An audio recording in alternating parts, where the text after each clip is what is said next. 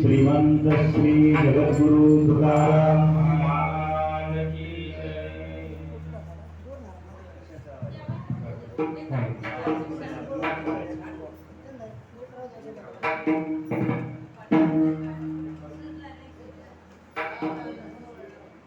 20 माणसं कमी दिसाले सुनील महाराज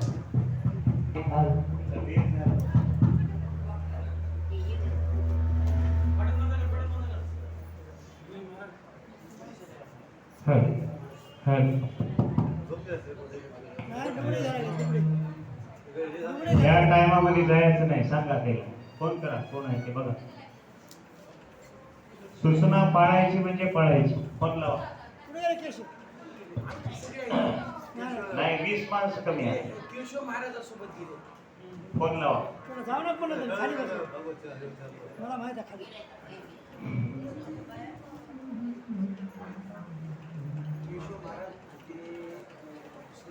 आपल्या उद्धाराचं साधन आहे.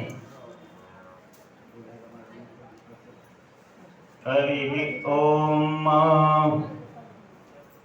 वक्रतुंड महाकाय सूर्यकोटि समप्रभ निर्विघ्नं कुरु मे देव सर्वकार्येषु सर्वदा. सर्वमंगलमांगल्ये शिवे सर्वार्थसाधिके शरण्ये त्र्यंबके गौरी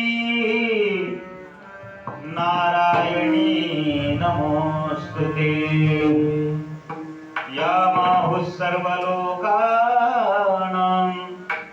प्रकृतिं शास्त्रपारगाः तां धर्मचारिणीं शंभो तं नमामि शिवं परम्.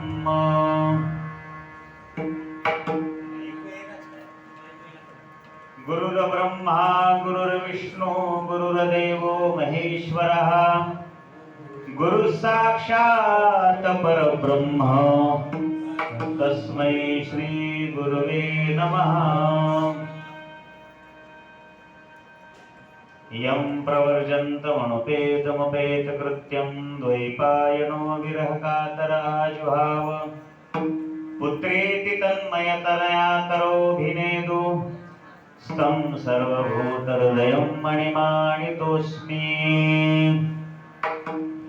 समचरणसरोजं सान्द्रनीलामुदाभं जगन्निहितपाणिं मण्डनं मण्डनानां तरुण तुलसीमाला कंधरं कञ्जनेत्रं सदयधवलहासं विठ्ठलं चिन्तयामि.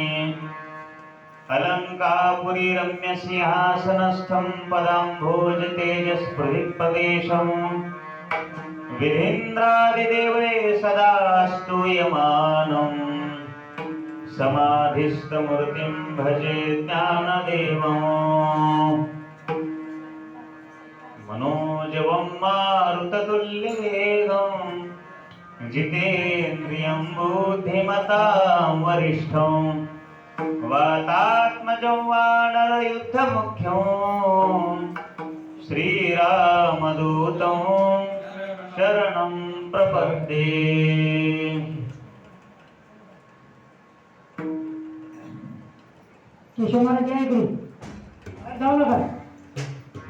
पुण्यसलीला गंगा मातेच्या किनाऱ्यावरती पुण्य पावन भूमी श्री काशी वाराणसी क्षेत्र, भगवान श्री विश्वनाथच्या सानिध्यामध्ये श्री संत गोरोबा काका महाराज, ज्ञानोबा माऊली महाराज उमरजकर यांच्या पुण्यतिथी उत्सवानिमित्त चालत असलेला हा आपला अखंड हरिनाम सप्ताह तथा श्री शिवमहापुराण कथा ज्ञानयज्ञ सोहळा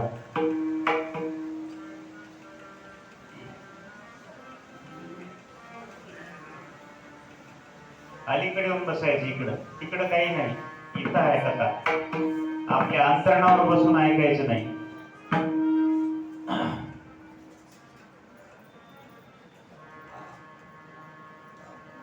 असा हा आपला तृतीय वर्षाचा सप्ताह काशी क्षेत्रामध्ये या ठिकाणी संपन्न होतो आहे। आज आपल्या सप्ताहाचा द्वितीय दिवस दुपारच्या सत्रामध्ये श्री शिवमहापुराणाचं चिंतन, काशी क्षेत्राचं महात्म्य त्या ठिकाणी आपण पाहत आहोत। महाराज, ही काशी क्षेत्र ही साधी नाही।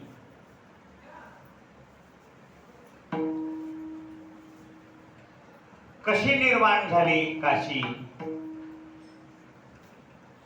ज्या वेळेला या ब्रह्मांडाची उत्पत्ती करत असताना अनेक नद्या सांगितलेल्या आहेत। वरुणा आणि आसी या दोन नद्यामध्ये त्यांच्या संगमावर भगवंतांनी स्वतः एक दिव्य आणि भव्य नगरी वसवलेली आहे, ते म्हणजे काशी। तिलाच वाराणसी काशी म्हणावं। काशी म्हणजे साधारण स्थान नाही, सरस्वतीच्या विद्येच्या देवतेचं माहेर घर आहे। सरस्वतीचं माहेर म्हणजे काशी। किती ज्ञान असेल पहा, अगाध असणार हे ज्ञान। म्हणून जे लोक शास्त्र शिकतात, वेद शिकतात, व्याकरण शिकतात, संस्कृत शिकतात, त्यांना इथं पंडित पदवी मिळते। काय होते?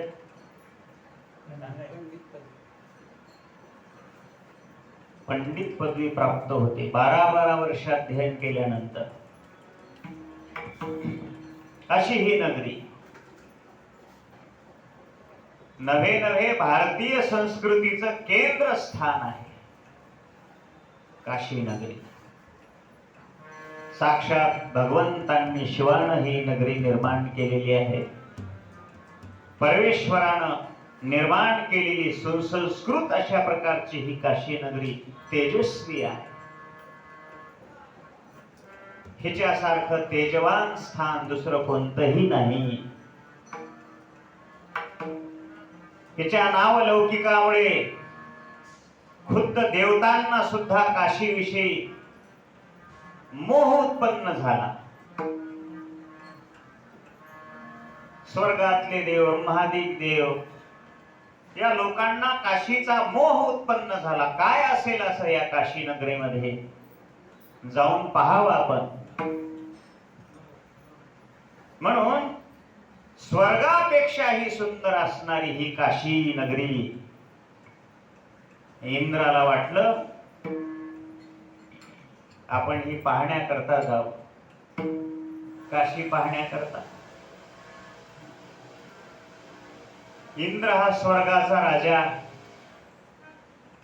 राजा म्हटल्यानंतर साहजिकच अभिमान। सुरुवातीला आपला इंद्रानं ही नगरी समक्ष पाहून येण्यासाठी चक्षुर्व सत्यम जाणून घेण्यासाठी सर्वात पहिल्यांदा अग्निदेवाला या ठिकाणी पाठवलं. कुठं पाठवलं? काशी नगरीमध्ये. भूलोकीच्या या काशी नगरीमध्ये पाठवलं. वाराणसी काशी स्वर्गापेक्षा कोणत्याही बाबतीमध्ये कमी नाही महाराज. इथं सुद्धा अमृत आहे, अमृत. तुम्ही म्हणाल कोणतं अमृत? ज्ञानाचं अमृत इथं आहे. हे ज्ञानाचं माहेरघर आहे. इथे ज्ञानाचं अमृत आपल्याला प्राप्त होणार आहे, म्हणून ही ज्ञानाची नगरी. आणि मग कोणत्याही बाबतीत उण नाही याचा अनुभव आल्यामुळं अग्निदेव सुद्धा आश्चर्यचकित झाला महाराज. आणि काशीच्या मोहामध्ये अडकला. इंद्रदेवाला जाऊन सांगायचं विसरला अग्निदेव. काशी सर्वश्रेष्ठ आहे. अग्निदेव इथंच राहिला, वास्तव्य करायला लागले अग्निदेव. वाराणसीचे रहिवासी हे अत्यंत निर्मळ, पवित्र, स्वच्छ आहेत असं त्या देवलोकांना वाटायला लागलेलं आहे. पुन्हा वायुदेव आले काशीचं महात्म्य पाहण्याकरता.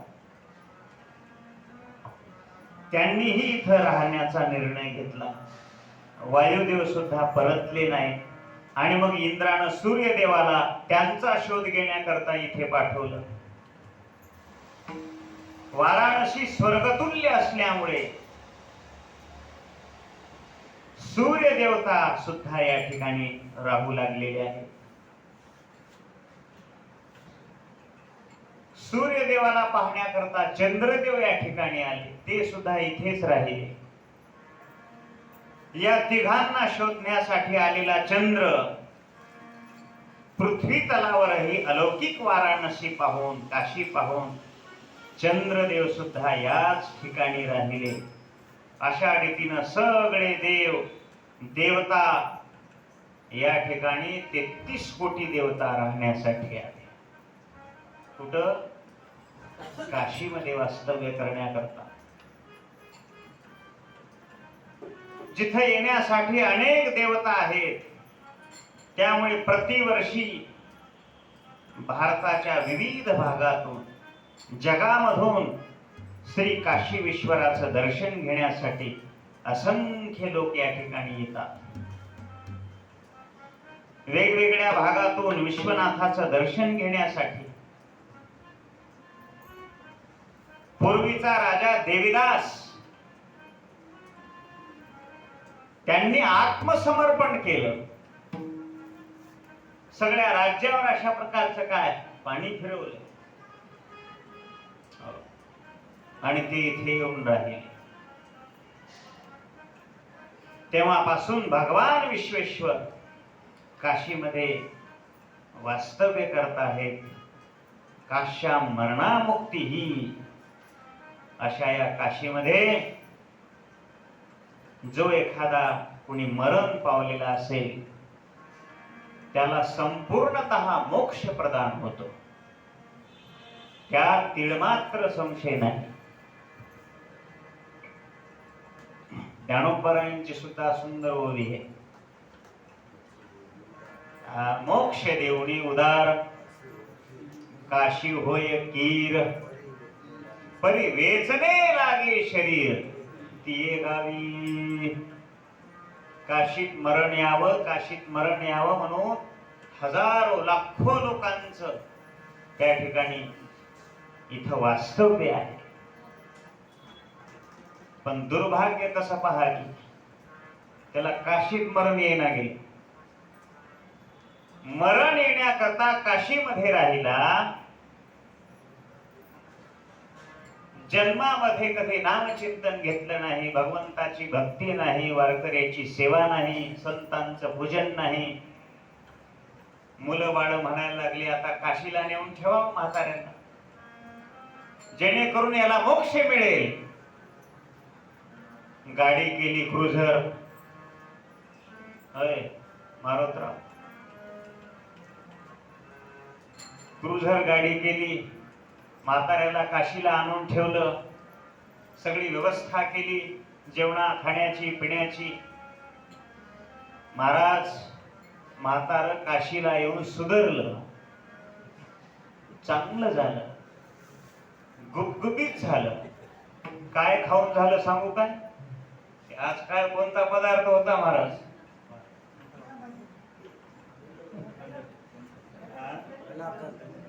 बंडल.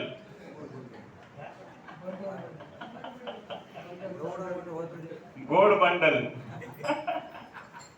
तसे हे पदार्थ खाऊ लागला आणि गुबगुबीत झाला म्हातारा. मरणाचं तर नावच नाही त्याला, सर्दी नाही, फडस नाही, काहीच नाही. गुबगुबीत झाला. 15 किलो वजन वाढलं. कोणाचं? म्हाताऱ्याचं. 2-4 वर्ष झाले घरून फोन येऊ लागला, बाबा तब्येत कशी आहे? चांगली आहे, हर हर महादेव, हर हर महादेव. चांगली तब्येत. बर बर. योगायोगानं नातीचं लग्न आणि मुलांनाही वाटलं की बाबाला नातीच्या लग्नाला गावाकडे आणावं, 4 दिवस लग्नाचा सोहळा पाहावं आणि पुन्हा काशीला नेऊन ठेवावं. काशीमध्ये मरण यावं आमच्या बाबाला, पिताश्रीला. पुन्हा गाडी केली आमच्या महाराजांची, पुन्हा घेऊन आले. आल्यानंतर लग्न सोहळा पार पडला. सगळ्याला पाहिल्यावर म्हाताऱ्याच्या डोळ्यामध्ये आनंदाश्रू आली. बाबा किती दिवसांनी या नाताला पाहिलं. सगळ्या लेकरा बाळांना जवळ गेलं, मट चुंबन घेतले, आनंद वाटला. गावाकडे गेल्यावर आनंद वाटला. तेवढ्या आनंदाच्या भरामध्ये कोण केलं? म्हातारा गेलं गचकून गावाकडे. कुठं गेलं आता? गावाकडे. इथं मरण येणं म्हणजे फार मोठी पुण्याची गोष्ट. परी वेचणे लागे शरीर तिये गावी. इथे येऊन भक्ती जरी केला तरी उद्धार आहे. आणि ज्याचं मरण आलेलं आहे तो सुद्धा पुण्यात्मा अशा प्रकारचा आहे. आणि म्हणून काश्या मरणामुक्ती ही अशा या काशीमध्ये मृत्यू आल्यास त्या व्यक्तीला संपूर्णतः मोक्ष मिळतो अशी सगळ्यांची श्रद्धा आहे. पुराणामध्ये वर्णन आहे.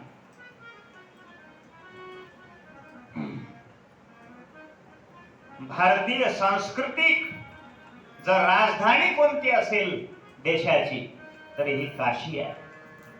ज्ञानपीठ आहे काशी. म्हणून आपल्या हिंदुस्थानाची प्राचीन नगरी असणारी ही काशी आहे. पवित्र अशा प्रकारचं हे स्थान आहे. या स्थानामध्ये आपण भगवान श्री शिव महापुराणाचं चिंतन या ठिकाणी करत आहोत. कालपर्यंत आपण ग्रंथाचं महात्म्य पाहिलं, प्रस्तावना पाहिलेली आहे. शिव महापुराणाच्या श्रवणानं मुक्ती अशा प्रकारची मिळत असते. एखादं उदाहरण सांगा आणि मग शौनक महाराज सुजींना सांगतायत, ऐक बाबा, कारण आम्हाला एखादं उदाहरण सांगितल्याशिवाय आम्हाला त्याची प्राप्ती होत नाही.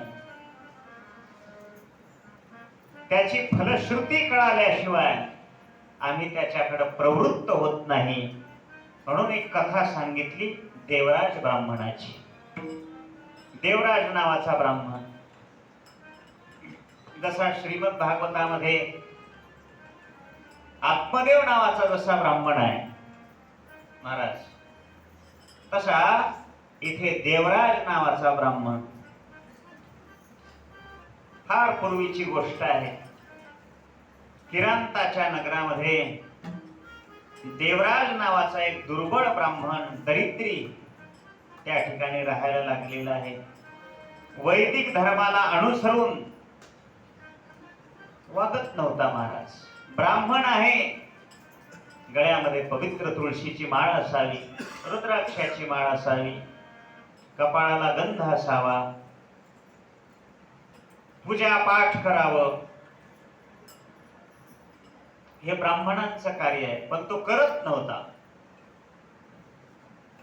हे करायचं सोडून रसाधिकांची विक्री करायला लागत असे. विश्वासघात करायचा, अनेकांना त्यांना फसवायचं, अनेकांना ठार करायचं, त्यांचं धन लुबाडायचं. यत्किंचित त्याच्या जीवनामध्ये कधी दान धर्म घडला नाही.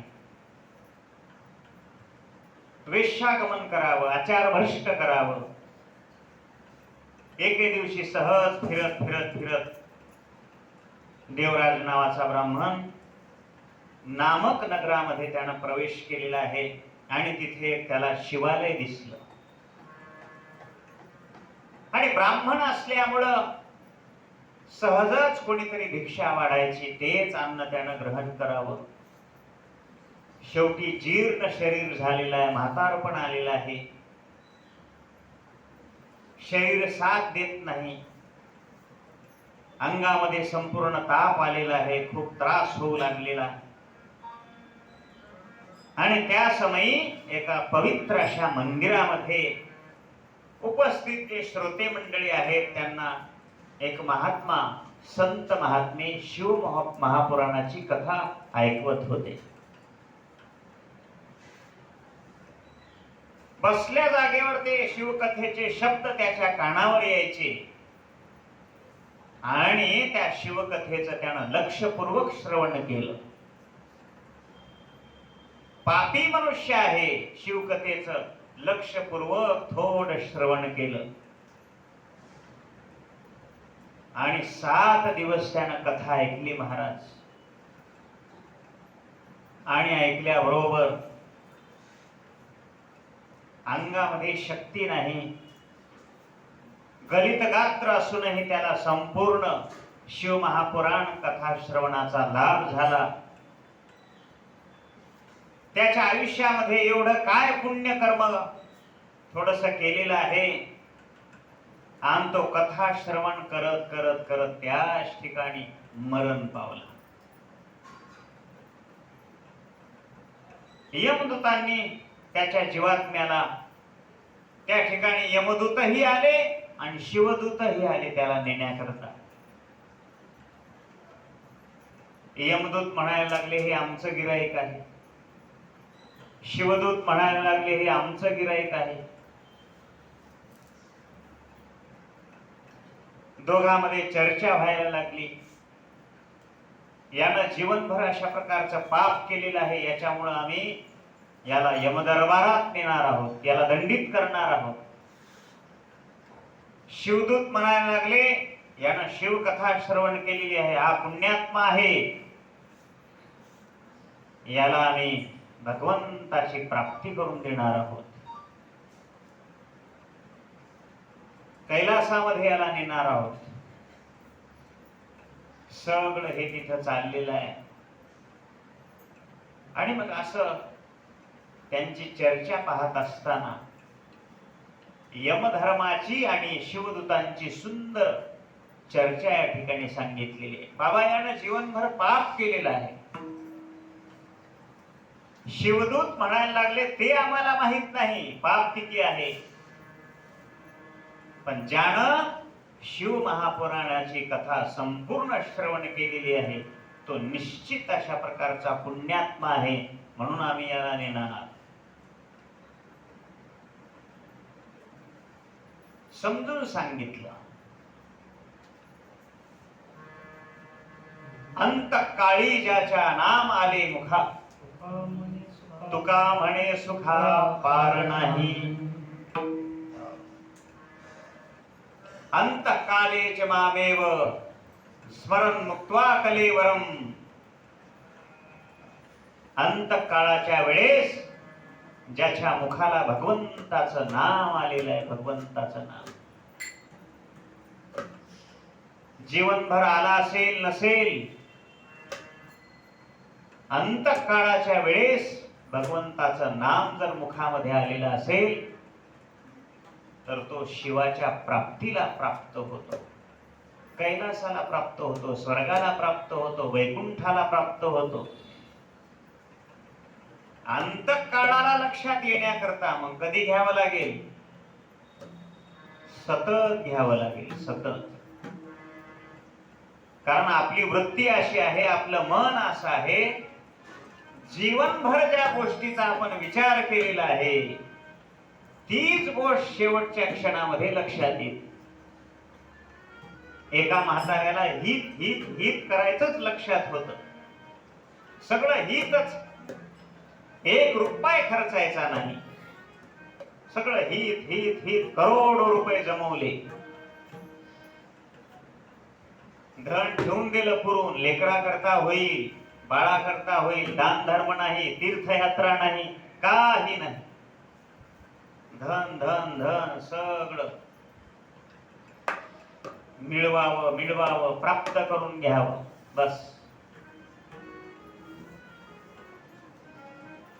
शेवटच्या क्षणाला संसाराचंच हित लक्षात राहील आणि मग वाचा बंद झाली.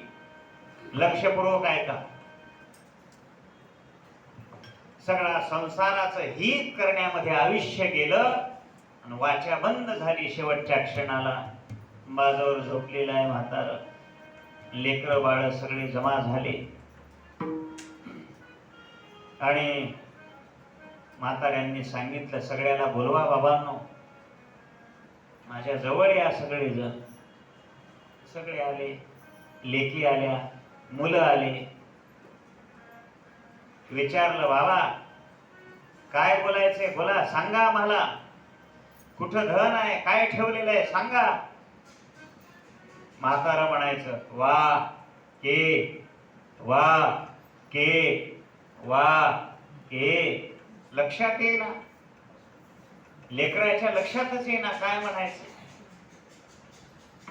असे संत महात्मे होते, बालाजी महाराजांसारखे, आमच्या महाराजांसारखे. विचारलं, महाराज काय म्हणत आहेत आमचे बाबा, काय सांगायचे त्यांना? अरे तुमच्या वडिलांना वासुदेव केशव असं म्हणायचं असेल, बघा काहीतरी बोलवा, एखादा डॉक्टर, काहीतरी इंजेक्शन द्या, शेवटच्या क्षणाला तरी एखादं नाम येईल भगवंताचं, द्या त्याला, एखादा वैद्य बोलवा, औषध द्या. बोलवलं महाराज वैद्याला, हजारो रुपये खर्च करून बोलवलं. वैद्यांनी ते आपल्या पिशवीमधून एक ओटी उगाळायची काढली, उगाळली, ते औषध तयार केलं, म्हाताऱ्याच्या जिभेवर लावलं. बोला बाबा, काय म्हणायचंय तुम्हाला? भगवंताचं नाम घ्यायचंय का? काय म्हणायचंय काय? बोला, लवकर सांगा.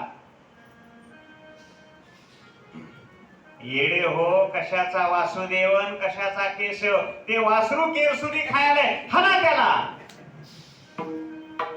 असं म्हणलं, कोणी करून मरून गेलं म्हातारं. शेवटच्या क्षणाला येईल काय भगवंताचं नाम? येणार नाही. जीवनभर जी क्रिया केलेली आहे, जे जीवनभर चिंतन केलेलं आहे, तेच अंतःकाळाला येईल. म्हणून अंतःकाळी भगवंताचं नाम येण्याकरता भगवान सुद्धा सहाय्य होतो. जो भक्त आहे की नाही, महाराज, अनन्य जो भक्त आहे, भगवान सुद्धा त्याला अंतःकाळाला सहकार्य करतात.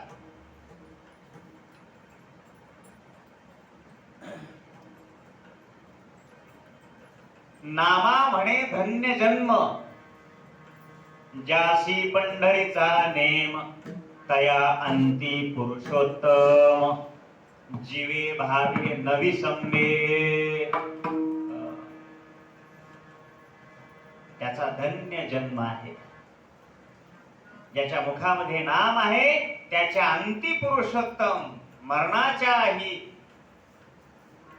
पर्यंत भगवान परमात्मा त्याला सहाय्य होतो. नाही का भीष्माचार्याच्या समोर? भीष्माचार्य शरपंजरी पडलेले आहेत, नाही का? भगवान श्रीकृष्ण परमात्मा समोर आहेत. आणि दशरथ राजाला होत का कोणीतरी? नाही महाराज. विश्वाचा जनिता असणारा हा भगवान श्रीराम प्रभू रामचंद्र जवळ नव्हते.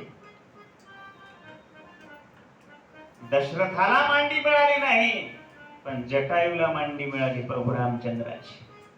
कशामुळं? नामचिंतनाचा प्रभाव, भक्तीचा प्रभाव. अशा प्रकारचं हे चिंतन आहे.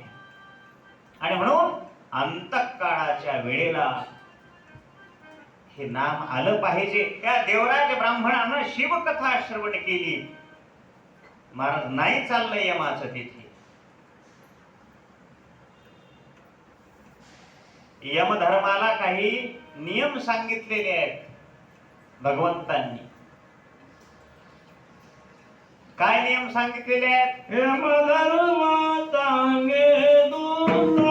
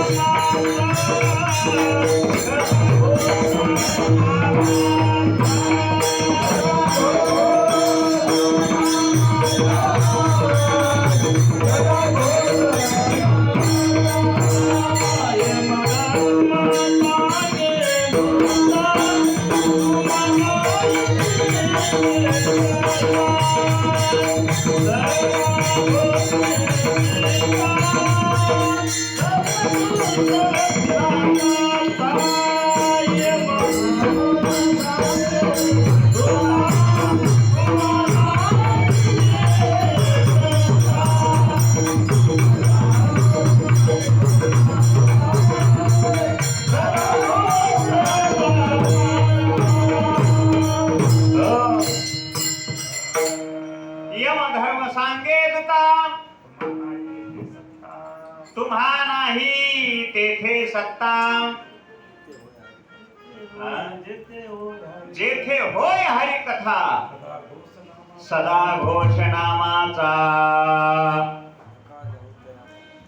काय सांगाव महाराज. अशी ही कथेची महिमा आहे. नामाचा महिमा आहे.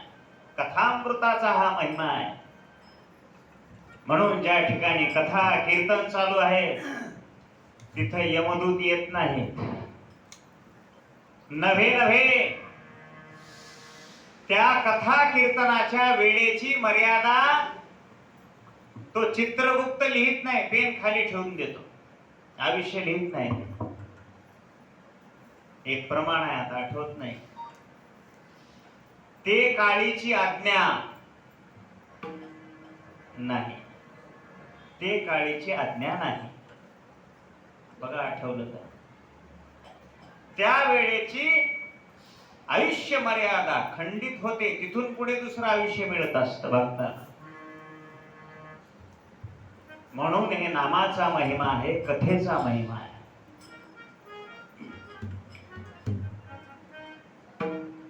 नका जाऊ तया गावा नामधारकाच्या शिवा सुदर्शन घ्यावा. भोवती सुदर्शन चक्र त्या ठिकाणी रक्षण करत असत.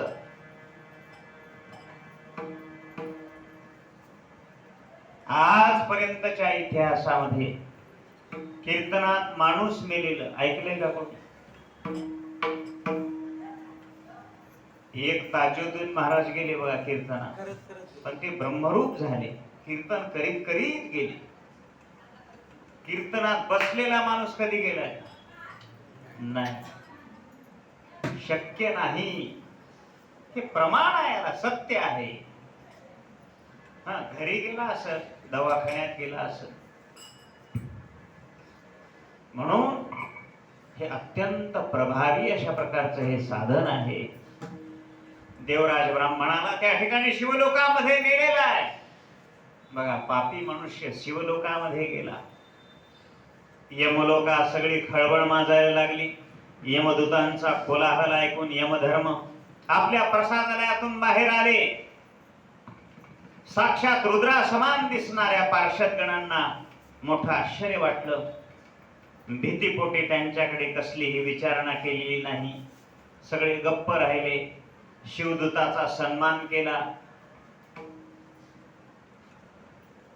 त्यांची अधिवत पूजा केली. आदरातिथ्य केलं आणि निरोप दिला. महाराज त्याच्यासोबत गेला देवराज ब्राह्मण. कैलास लोकाला गेले सगळे आणि त्यांनी या देवराज ब्राह्मणाला करुणा सागर असणारा माझा शिव त्याच्या स्वाधीन केले. पापी मनुष्याला कुठं जागा मिळाली? भगवान शिवाच्या कैलासामध्ये त्याला जागा मिळालेली आहे. म्हणून या शिव महापुराणाच्या कथा श्रवणानं दुष्टात्मा जरी असला तरी त्याला श्रेष्ठ अशा प्रकारची गती प्राप्त होते. आणि म्हणून संतांनी सांगितलं, गीता भागवत करीती श्रवण, भागवत करीती श्रवण,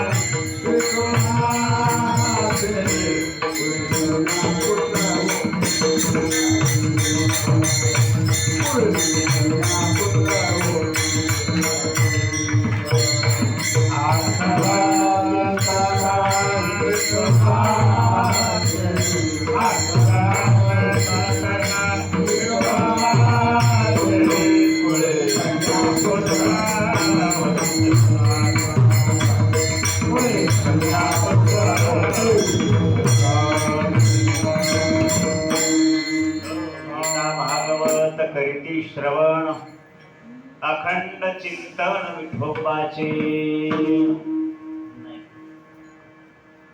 आपुल्या हितानो असे जागता, धन्य माता पिता तयाचिया.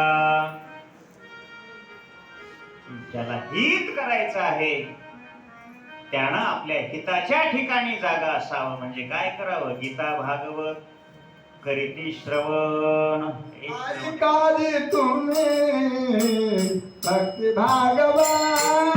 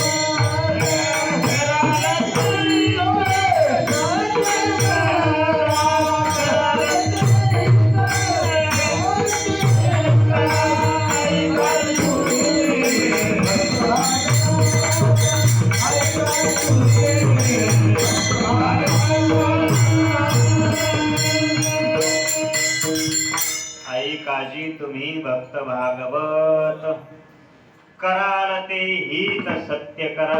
भागवत असेल, शिव महापुराण असेल, रामायण असेल, हे सगळं जिथे जिथे आपल्याला ऐकायला मिळेल तिथे ऐकावं. बोलू नका, शांत बसा. तिथं जाऊन आपण हे श्रवण करावं. बिंदू आणि चंचुला पती पत्नी आहेत. सूत महाराज शौनकजीला ही कथा सांगतायत. शौनका, तुम्ही शिवभक्तामध्ये अग्रगण्य अशा प्रकारचे आहात. वेदवेत्या ऋषीमध्ये तुम्ही श्रेष्ठ आहात. आणि म्हणून तुम्हाला मी एक गोपनीय एक सुंदर कथा या ठिकाणी सांगणार आहे. समुद्र किनाऱ्यावर प्रदेशामध्ये वाशकल नावाचे एक गाव होतं. आणि त्या गावामध्ये सगळे ब्राह्मण लोक वास्तव्य करत होते. वैदिक धर्मानुसार कुणाचंही आचरण नव्हतं. सगळं ब्राह्मणाचं गाव, पण एकही ब्राह्मणासारखं राहत नव्हतं. किती विचित्र गाव असेल पहा. सर्वच्या सर्व ब्राह्मण सगळे दुष्ट, विषयासक्त झालेले, पापाचरण करणारे. त्यांचा देवतावर विश्वास नव्हता, भाग्यावर नव्हता, अजिबात परमार्थावर विश्वास नव्हता. कुटील वृत्तीचे सगळे. शेती करत होते, विविध शस्त्रे आपल्या हातामध्ये बाळगायचे. व्यभिचार करताना त्यांना काहीच वाटत नव्हतं. ज्ञान, वैराग्य, सद्धर्माचं पालन हाच परम पुरुषार्थ आहे असं कुणालाही माहित नव्हतं. या पुरुषार्थामुळे कल्याण होतं हे तर त्यांना माहीतच नव्हतं. थोडक्यात सांगायचं झालं, मनुष्य असूनही, ब्राह्मण असूनही पशुप्रमाणे त्यांचं वागणं होतं. आणि मग जिथं ब्राह्मण लोक असं वागत होते, त्या ठिकाणी इतर वर्णाचं काय सांगावं. सगळे दुष्ट. त्या गावातले दुसऱ्या जातीचे लोकही स्वधर्म विमुख, वाईट कुत्सित विचाराचे, कुकर्म, व्यसनी होते. त्या गावातल्या स्त्रियाही पापकर्म करणाऱ्या होत्या, स्वेच्छावर्तनी, व्यभिचारिणी होत्या. अशा प्रकारे त्या संपूर्ण गावामध्ये सद्व्यवहार नावाची चीज नाही, सदाचार नाही, कुणाच्या डोक्यात सुविचार नाही, काहीच नाही महाराज. फक्त दुष्ट माणसं राहत होती. अशा गावात राहू नये. एखादं गाव जर दुष्ट असेल तर त्या गावात राहू नये. वा वा. हर हर महादेव, हर हर महादेव.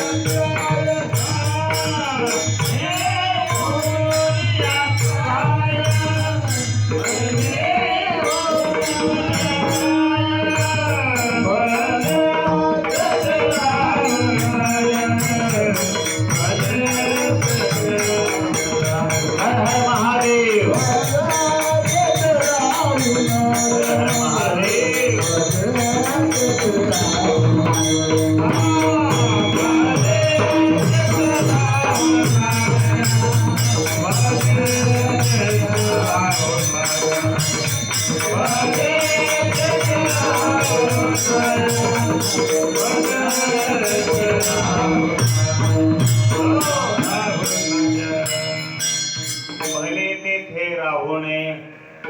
पुढे काय? क्षणे होईल काय? हा? क्षणे होईल काय? क्षणे होईल काय? अशा गावामध्ये राहू नये. म्हणून आजही अनेक लोक आहेत गावाकडले घर विकून दिले आणि पंढरपूरला आळंदीला जाऊन राहिले. पण गाव वाईट असेल तर आपलं गाव चांगलं आहे की ना? आपला नांदेड जिल्हा चांगला आहे, परभणी, लातूर अशा गावामध्ये तिळमात्र राहू नये, निघून जावं. कारण त्यांच्या संगतीमुळे आपले सुद्धा विचार अशा प्रकारचे कुत्स वाईट होतात. पतन उद्धार संघाचा महिमा त्याजावे अधमा. पतनाला कारण संगती आहे, उद्धाराला कारण संगती अशा प्रकारची आहे. सत्संगती, कुसंगती. म्हणून अशा कुसंगतीमध्ये राहू नये. चंचुला ब्राह्मण त्याच गावामध्ये राहत होते, बिंदुक आणि चंचुला.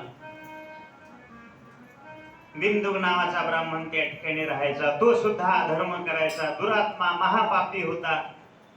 चंचुला ही त्याची पत्नी होती. मात्र चंचुला ही धर्म करणारी होती, धर्मानं वागणारी, सुंदर होती महाराज, साध्वी आहे, पत्नी आहे. आणि अशी सुंदर स्त्री असून सुद्धा तो तिचा पती असणारा वाईट मार्गाला लागलेला आहे, वेश्यागमन करायला लागलेला आहे. आपल्या पत्नीचा नेहमी अशा प्रकारचा तो उपेक्षा करत होता. आणि मग त्याचा सहवास नसल्यामुळं चंचुला रात्र दिवस रात्र अशा प्रकारची चिंता करायला लागलेली आहे. कामपिढीमुळे तळमळ करत राहायची. पतिव्रता धर्माला आणि स्वतःच्या चारित्र्याला कलंक लागू नये म्हणून तिनं अनेक वर्ष ते सहन केलं.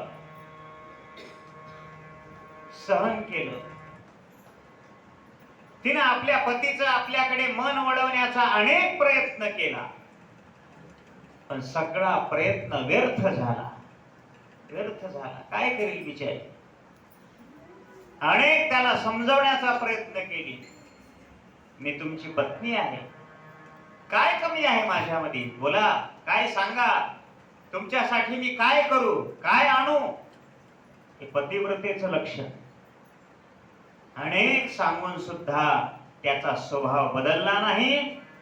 शेवटी ती तरी किती दिवस सहन करणार? सहनशीलतेला मर्यादा आहे. पतीच्या वागणुकीला कंटाळून ती सुद्धा धर्मभ्रष्ट झाली. पण ऐका गड्यांनो, पती कसाही जरी असला तरी त्याची जन्मभर साथ सोडू नये. ती खरी पतिव्रता. कसाही असू दे, तो आपला पती आहे. चांगला असेल, वाईट असेल, त्याला सद्धर्मावर आणावं, समजून सांगावं, अनेक नाना प्रयास करावे. शेवटी नाईलाज नसला तरी त्याच्या सोबत काय राहणंच आहे. ही खरी पतिव्रता.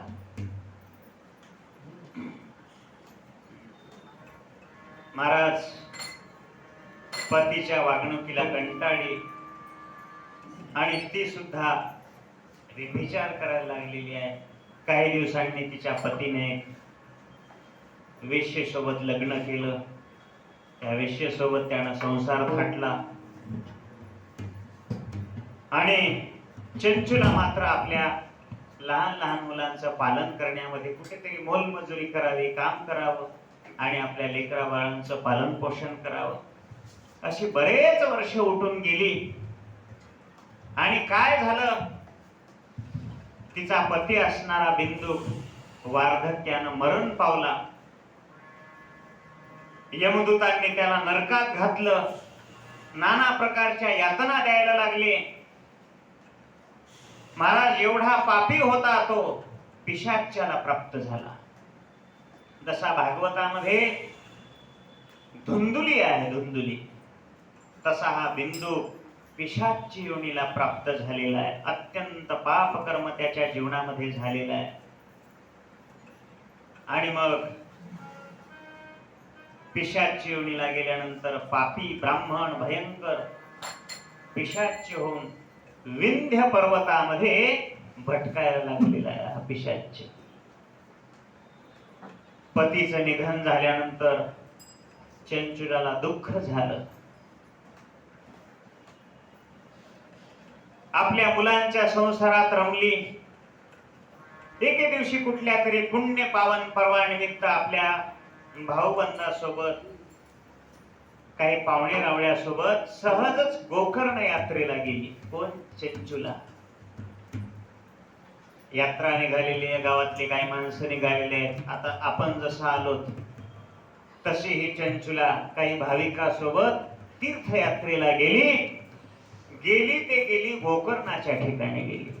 गोकर्णस्थ स्थान. आणि सगळ्या यात्रेकरूंनी तीर्थस्नान केलेलं आहे, भगवंताचं दर्शन घेतलेलं आहे.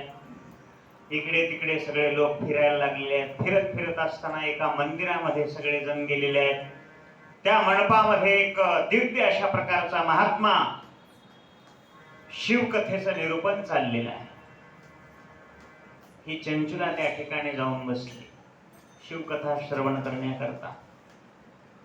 भगवान शंकराची परमपवित्र मंगलकारक असणारी ही लक्षपूर्वक ऐकू लागली कथा. बसल्या जागी कथेच्या अनुषंगाने महात्मे सांगायला लागलेले आहेत. आणि योगायोगानं विषयाला संत सांगू लागलेले आहेत. महाराज, ज्या स्त्रिया जे पुरुष व्यभिचार करतात त्यांना मृत्यूनंतर यमलोकामध्ये जावं लागतं. यमनाचे दूत त्यांना भयंकर छळ करतात. तप्त अशा प्रकारच्या लोखंडाला आलिंगन देण्यासाठी लावतात. अनेक यातना देतात. मारे ते तोडे ते जोडे ते तुरा, मारे ते तोडे ते जोडे ते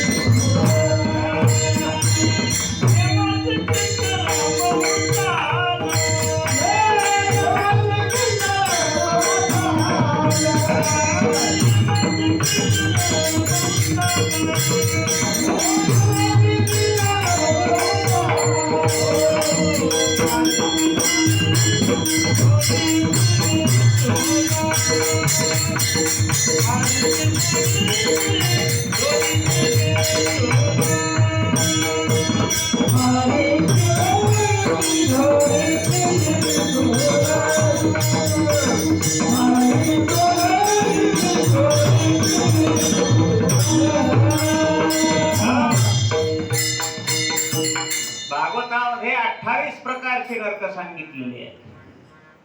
रो कुंभीपाक आणि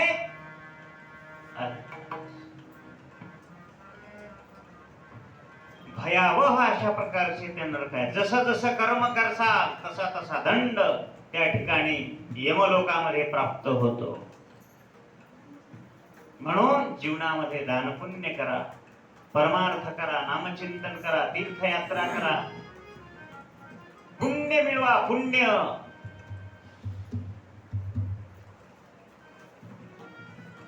म्हणून त्या नरकामध्ये त्याला पडावं लागतं. असा हा विषय त्या ठिकाणी चालू होता.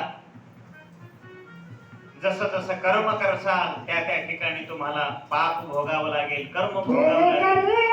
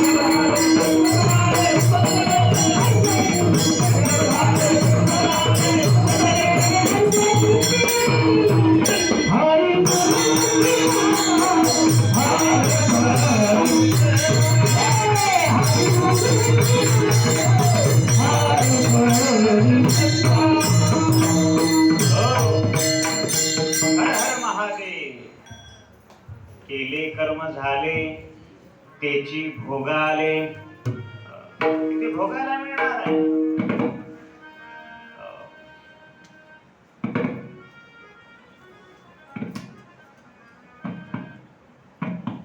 काही लोकांना वाटतं आम्ही पाप कर्म केलेलं दिसत नाही, देवाला सगळं दिसत, की तिथे गेल्यानंतर भोगायला मिळते.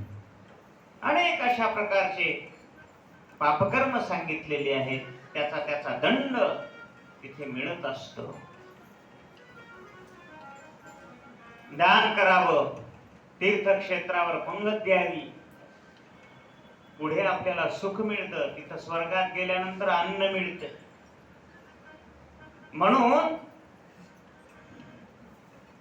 ज्या लोकांना घरामध्ये सुख शांती नाही, समाधान नाही, आनंद नाही, लक्ष्मी टिकत नाही, सरस्वती नांदत नाही, मग ब्राह्मणाकडे जावं लागतं. देवा काय झालंय बघा बरं, आमच्या घरामध्ये कीर कीर कीर कीर किट किट किट व्हायली.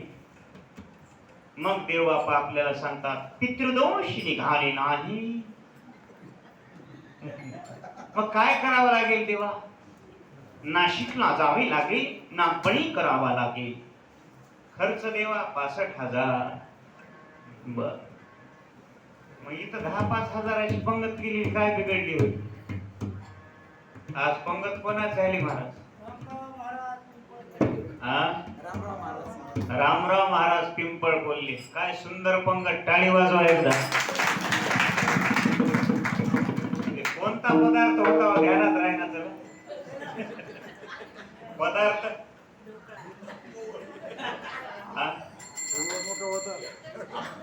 आमचे बालाजी महाराज मोठच होत म्हणाले, बारीक नव्हतच म्हणाले. आणि ते खाल्यानं डोळेच लागाले त्याला. हर हर सुंदर पंगत. आमच्या माईलाही धन्यवाद, त्यांची मंडळी. वा, आता पुढल्या सप्त्याच्या पंक्ती आताच नोंदणी व्हायला घ्या. सगळ्यांनी पंगत घ्या, काही वावगं नाही. ज्या पांडुरंग परमात्म्यानं, भगवान विश्वनाथानं आपल्याला जीवन दिलेलं आहे, धन दिलेली आहे, संपदा दिलेली आहे, कोरोनात मारून टाकलं नाही. किती मोठे उपकार त्याचे. कोरोनात काहीतरी झालं आपल्याला?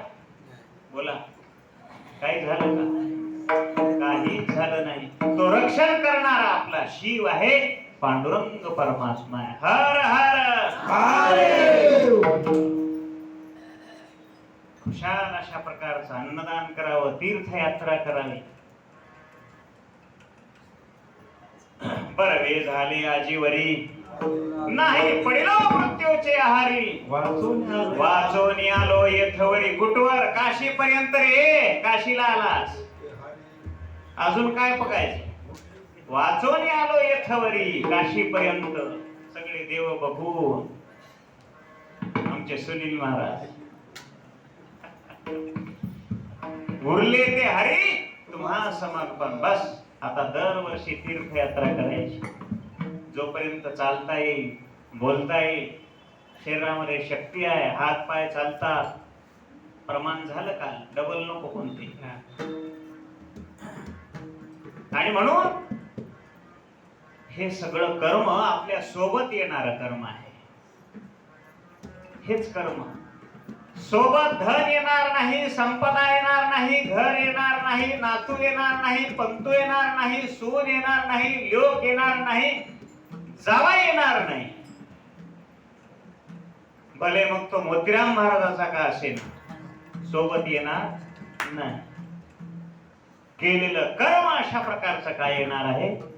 सोबत येणार आहे. धनानि भूमोपशवश्च गोष्टे, भार्याग्रहद्वाराणि जनस्मशाने, देहश्चितायां परलोक मार्गे, कर्मानुगो गच्छति जीव एकः. हर हर.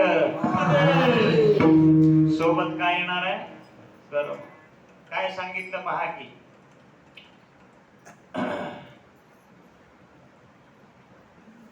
कर्मानुगो गच्छति जीव. धनानि भूमो, मिळवलेलं धन भूमीमध्ये राहणार आहे. पशवश्च गोष्टी, पशु पक्षी हे सगळे गोठ्यामध्ये राहणार आहेत. आपण पाळलेला पशु पक्ष्याला कशाचंही दुःख नाही, फक्त मालकाला दुःख. काय झालं म्हणे, शेठजीनं घोडा पाळला. महाराज, शेठजीनं घोडा पाळला, घोडा बिमार पडला. घोडा चेने खात नव्हता, घोडा हरभरे खात नव्हता, घोडा चारा खात नव्हता. मालक वाढून गेला शेठजी. काय झालं शेठजी? घोडा बिमार पडला. मग तुम्हाला काय झालं? मला चिंता लागली. शेठजी वाढून गेला. महाराज, शेठजी वाढून गेला. 4-5 किलो वजन कमी झालं शेठजीचं. मग घोड्याला औषधोपचार केल्यानंतर घोडा हळूहळू चणे खाऊ लागला, चारा पाणी खाऊ लागला घोडा. आता घोडा सुधारला. मग शेठजीला विचारलं, कसं काय शेठजी, बरा आहे का आता? हो, चांगला आहे, माझा घोडा सुंदर झाला, आता चारा खाऊ लागलेला आहे, आनंद वाटू लागलेला आहे, उड्या मारायला लागलेला आहे. काही दिवसांनी शेठजी बिमार पडला. ऐका आता, घोडा बिमार पडल्यावर शेठजीनं अन्न सोडून दिलं होतं, पण आता शेठजी बिमार पडला, घोडा अन्न सोडील काय? महाराज, घोडं वरचीवर खाऊ लागलं जास्त. 2 पेंड्या आगाव, 2 किलो आगाव खाऊ लागलं. घोड्याला दुःख आहे का त्याच? कुत्रा पाळलाय, त्या कुत्र्याला दुःख आहे का मालकाच? नाही. तसं हे पशु पक्षी धन मिळवलेलं सगळं जाग्यावर राहणार आहे.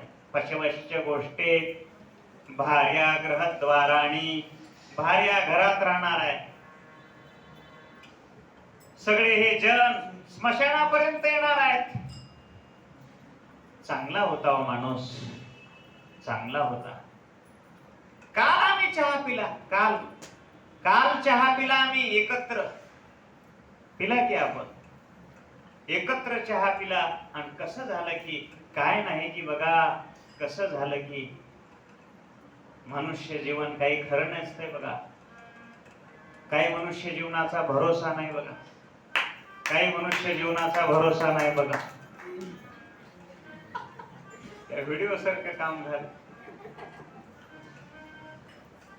असं म्हणून सगळे जन पुन्हा पाठवून घराकडे येतात. पुन्हा कोण गेला आता पुढे? देह तरी पुढे आला काय? नाही. देह शितायाम, देह चितेवर राहिला. पंचमहाभूताचा देह, पृथ्वी, आप, तेज, वायू, आकाश सगळ्या तत्वामध्ये विलीन झालं.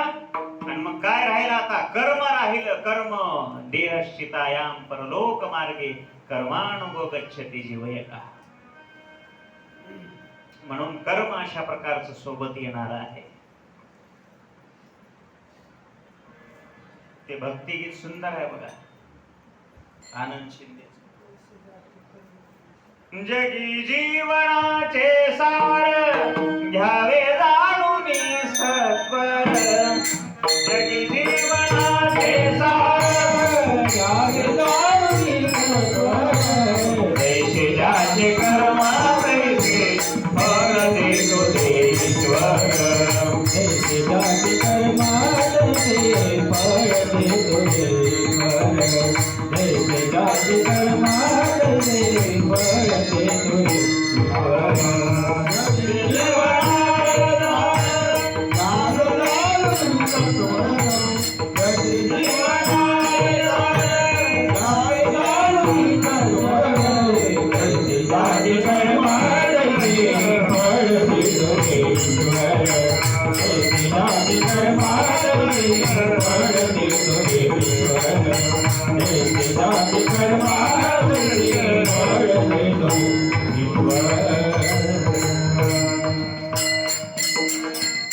क्षणिक सुखासाठी आपुल्या कुणी होतो नीती भ्रष्ट. कुणी त्यागी जीवन आपुले दुःख जगी करण्या नष्ट देह करी जे जे काही आत्मा भोगितो नंतर जैसे ज्याचे कर्म तैसे फळ देतो देशभर. खोटा आहे का? आणि म्हणून हे सगळा विषय त्या ठिकाणी कर्माबद्दलचा चालू होता. अनेक बोलताय, इथे थांबू आपण. कर्माचा विषय त्या ठिकाणी चालत असताना, यमधर्माचा विषय सांगत असताना कोण ऐकायले माय हे कथा? काय की बाबा चंचुला तिथे बसून आहे आणि हे सगळं वर्णन ती ऐकायला लागलेली आहे. दंडित करतात, पापाचा दंड देतात आणि मग ते लोक चिरकायला लागतात, किंचाळायला लागतात. आम्हाला यातना सहन होत नाहीत, आम्ही पुन्हा व्यभिचार करणार नाही, आम्हाला सोडा सोडा सोडा. कितीही म्हणलं तरी तिथं कोणी ऐकत नाही. तिथं कोणाचंही चालत नाही. तेथे तुला सोडविना कोणी. तुका म्हणे तुला सोडविना कोणी. हा. तुका म्हणे तुला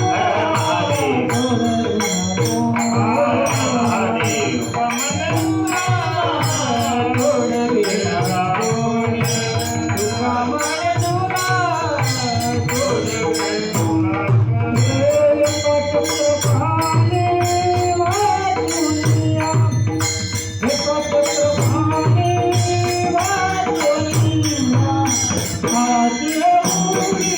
तुला सोडविना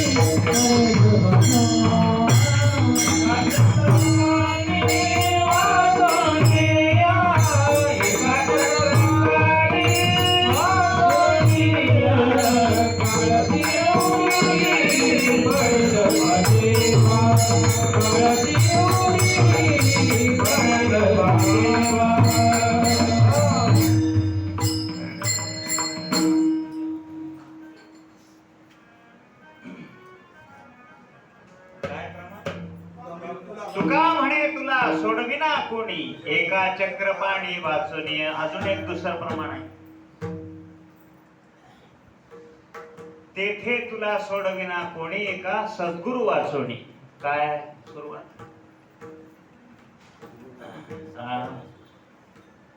ते प्रवास झाल्यामुळं हे डोसकं जड पडलंय.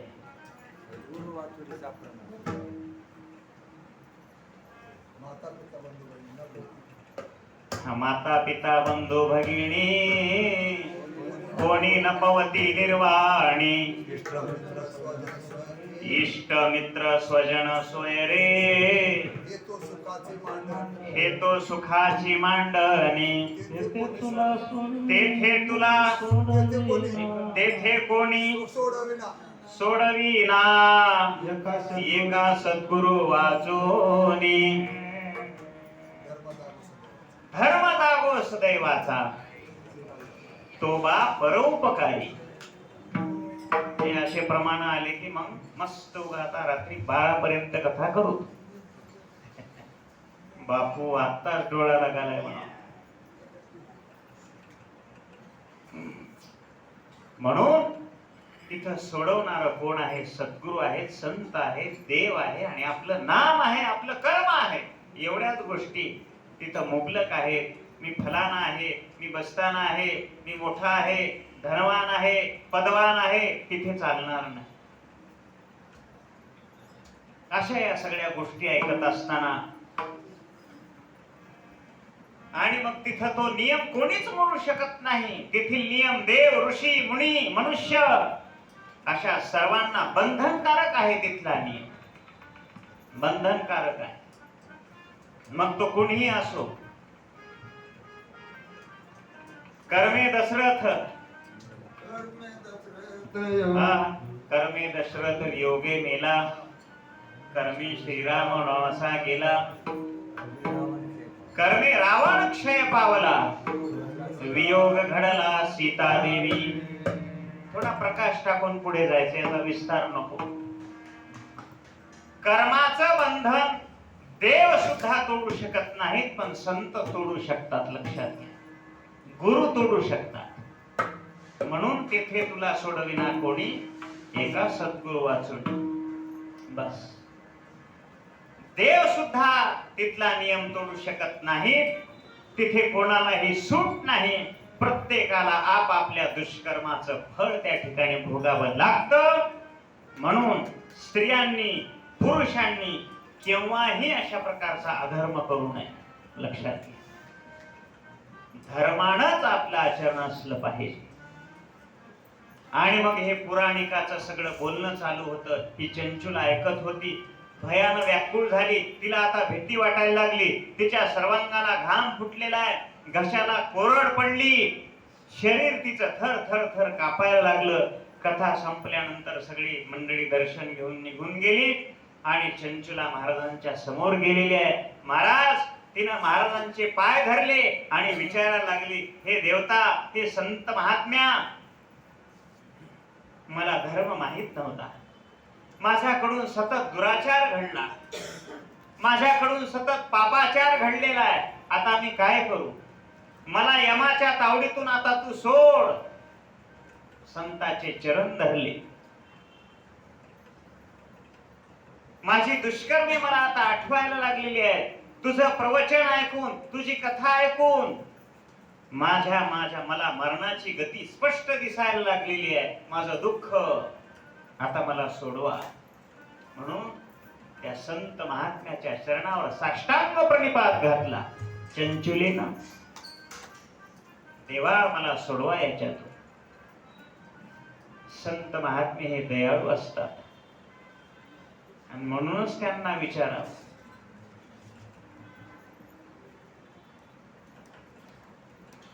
काही काळजी करू नको चंचुला, तुझा उद्धार निश्चित होणार आहे. काय करू सांगा? काही करू नकोस. भावशुद्ध अंतःकरणाने ही जी कथा चाललेली आहे शिव महापुराणाची, ती कथा बसून ऐक, सर्वांगाचे कान करून ऐक, चित्त ठेवून ऐक. आणि ते ऐकलेलं ध्यानामध्ये घे, त्याच्यावर विचार विनिमय कर आणि तशा पद्धतीनं चिंतन कर, आत्मचिंतन कर.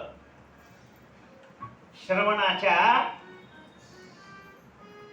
4 परिभाषा सांगितल्या: श्रवण, मनन, निदिध्यासन आणि तत्वम पदार्थ शोधन.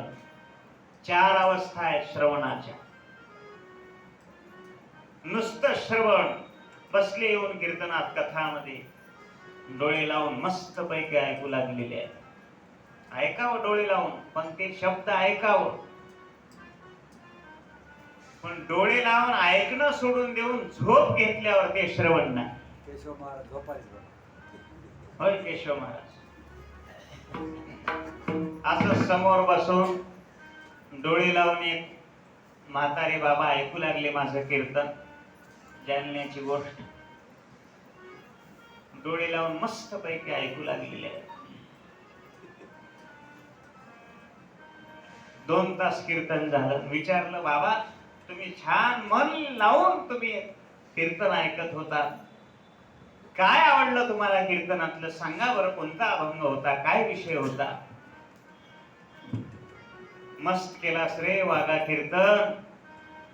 मला घरी जाऊन कधी झोप लागली नाही, गोळ्या घ्याव्या लागल्या, पण कीर्तनात येऊन बसल्यावर तुझ्या कीर्तनात मला रामकृष्ण हरीला झोप लागली, म्हणून मला असं केलं. बघा म्हाताऱ्या,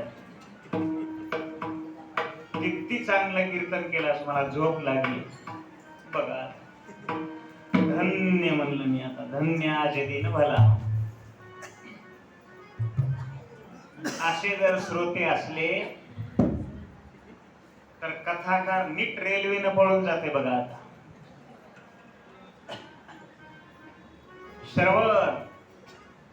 श्रवण केल्यानंतर त्याचं निदिध्यासन करावं. कुठं करावं बसल्या जागेवर, मग गेल्यावर तिकडं आज काय सांगितलेलं आहे, आज काय सांगितलं ते ध्यानात येत नाही, आज काय खाल्लं ते ध्यानात येत,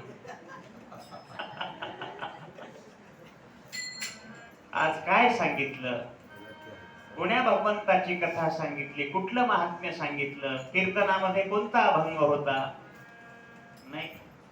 याचं आत्मचिंतन करावं, निधिध्यासन करावं, श्रवण मनन करावं अगोदर, दुसरं मनन सांगितलेलं आहे, नंतर निधिध्यासन करावं, त्याचा अभ्यास करावा आणि नेमकं त्या कथेमधून आपल्या करता काय घ्यायचं आहे त्याला तत्व पदार्थ शोधन म्हणा. बस. हे असे जे श्रोते आहेत ते खरे श्रोते.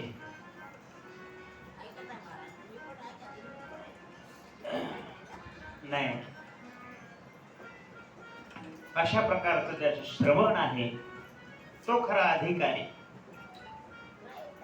आता हे वेदांत सांगायचा दुपारचा टाइम नाही, जाऊ दे हे सोडून. हर हर महादेव. दुपारी वेदांत जमत नसते, झोप लागते.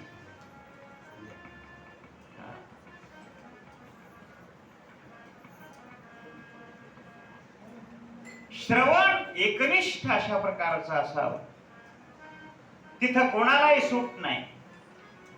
आणि म्हणून त्या ठिकाणी श्रवण करत असताना चंचुलीनं सांगितलं, ठीक आहे महाराज, तुम्ही ज्या पद्धतीनं मला सांगसाल त्या पद्धतीनं मी श्रवण करेन, तशा पद्धतीनं मी काय करेन, श्रवण करेन.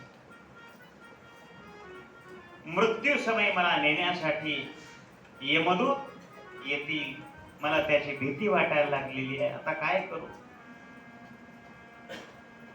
महाराजांनी सांगितलं, तू निराश होऊ नको, काही काळजी करू नको.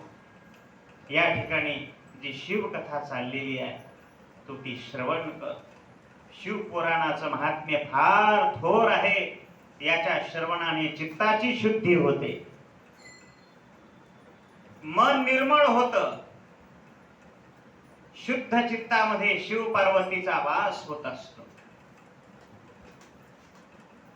ज्याचं चित्त शुद्ध झालेलं आहे तिथंच परमात्म्याचा वास. म्हणून तो खूप बाराय बोलतात, तुका म्हणे चित्त एवढी गोपाळ राहते, एवढी गोपाळ राहते, एवढी गोपाळ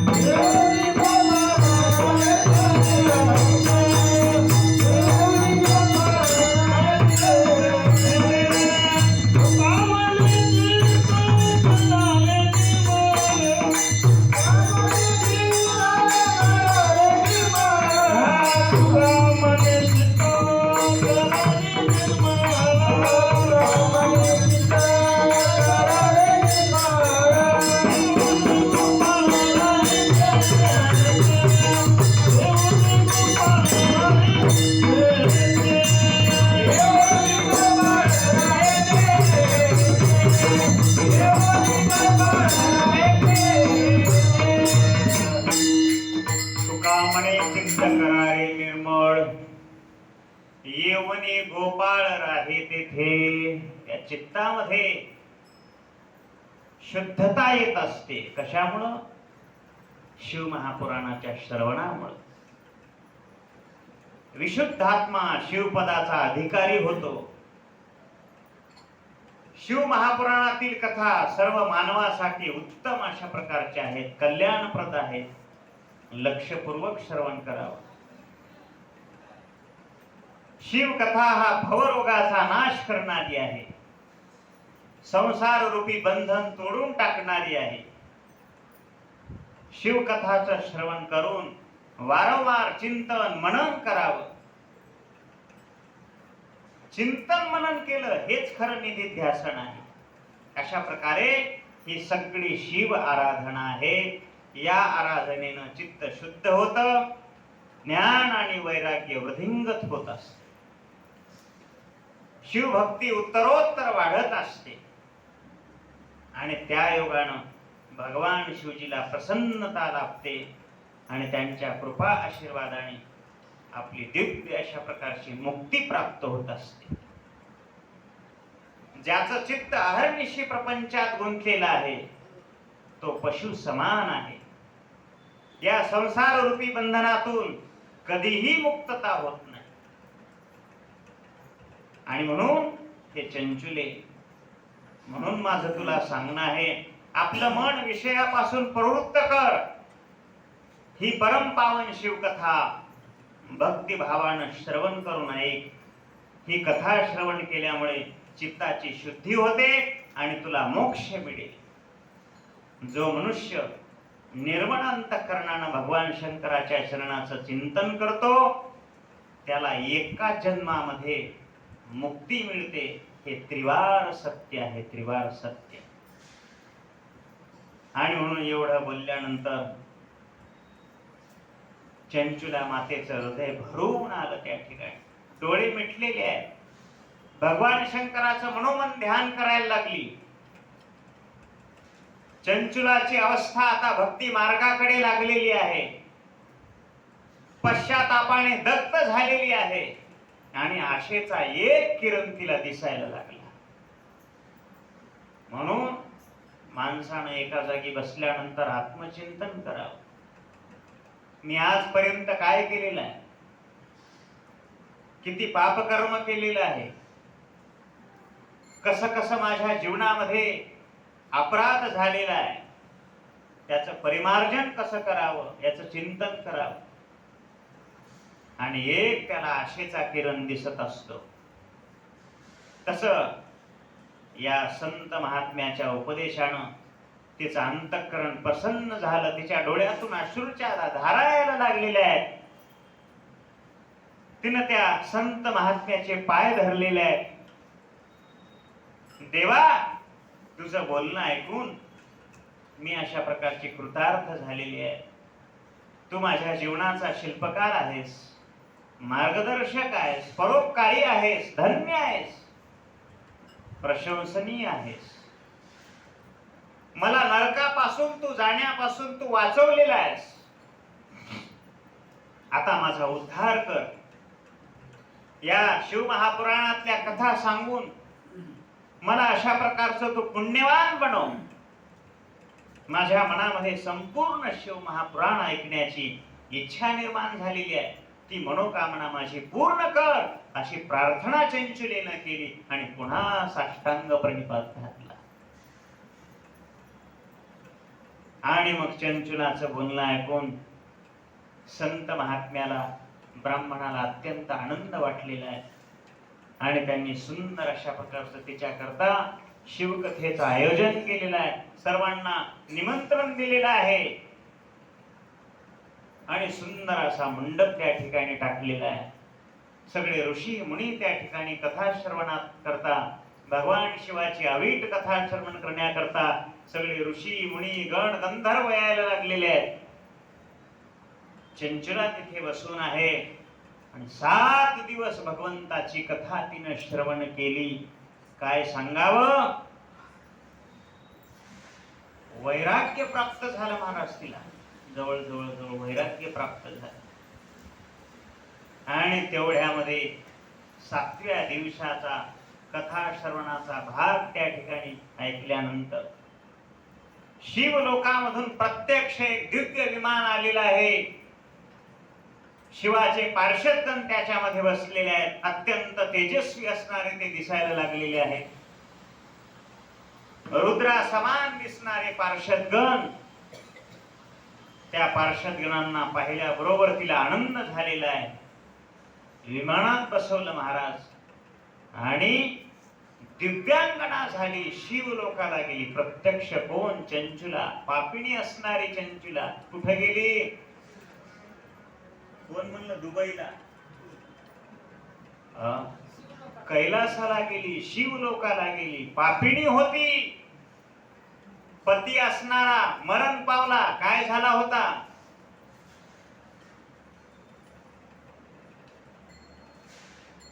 विंध्य पर्वतावर पिशाच्य होऊन आहे पती. पण ही कुठे गेली? शिवलोकाला गेली. शिवलोकामध्ये तिनं पाहिलं शिवसभा बसलेली आहे. भगवान शिव कैलासावर पर्वतावर बसलेले आहेत आसनावर. वामांगी पार्वती बसलेली आहे. एका मांडीवरती श्री गणेश बसलेले आहेत. एका मांडीवरती कार्तिकेय बसलेले आहेत. वामभागी भवानी माता बसलेली आहे. सुंदर अशा प्रकारचे सगळे गण गंधर्व दिसायला लागलेले आहेत. तेथील वैभवशाली उच्च आसनावर भगवान शिव विराजमान झालेले आहेत. ऐका आता कैलासामध्ये कसं आहे ऐका.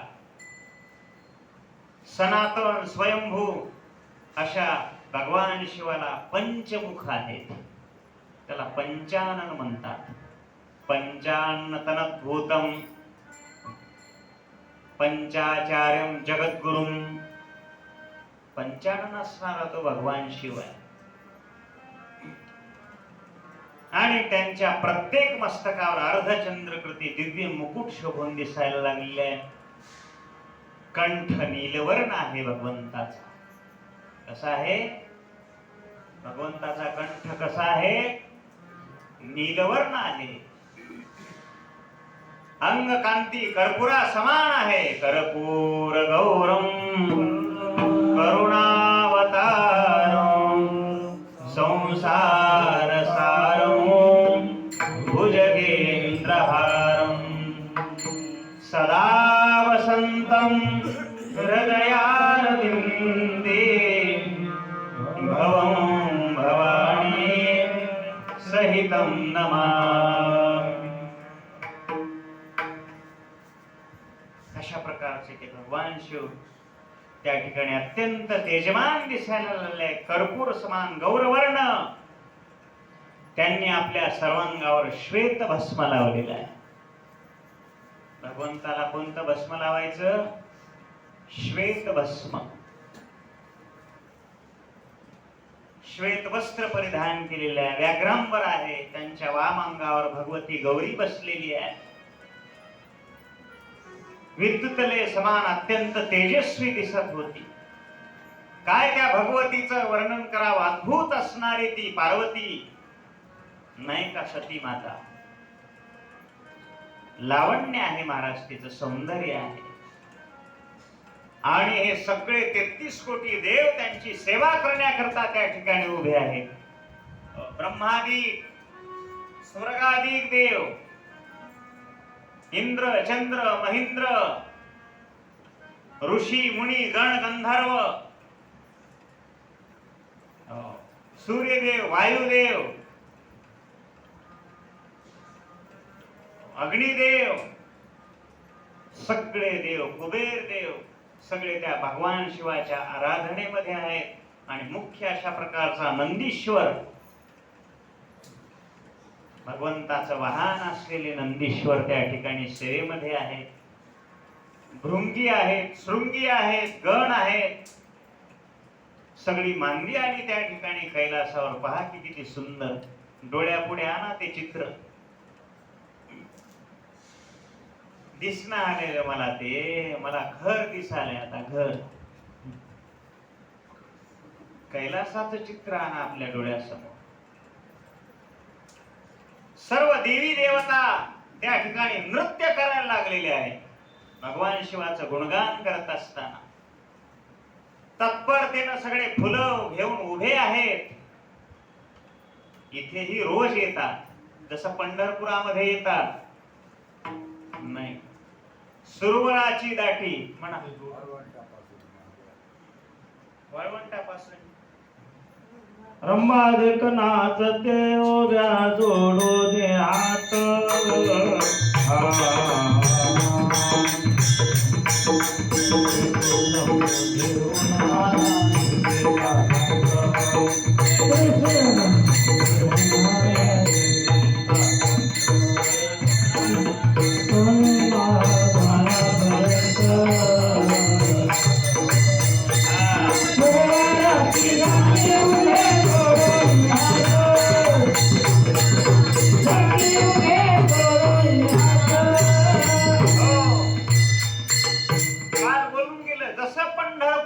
काशी, काशी जशी तसं पंढरपूर, बस काहीच फरक नाही.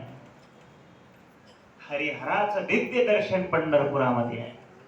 प्रत्यक्ष हरिहर, नुसता पांडुरंग नाही, हरिहर आहे तो.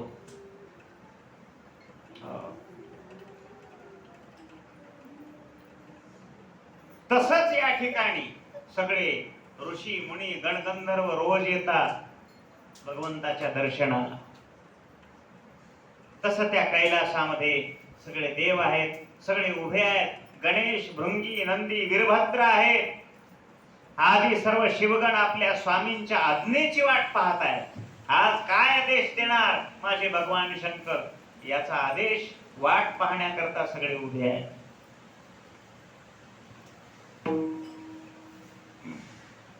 भक्ती भावानं सगळे हात जोडून उभे आहेत. सुंदर वर्णन केले मन्मथ माऊली. प्रमथ गणाची आमेळी, प्रमथ गणाची आमेळी,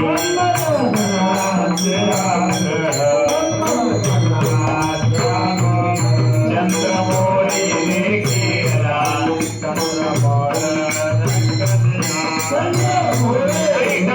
हर हर महादेव. भस्म शोभे सर्वांगी, भस्म शोभे सर्वांगी.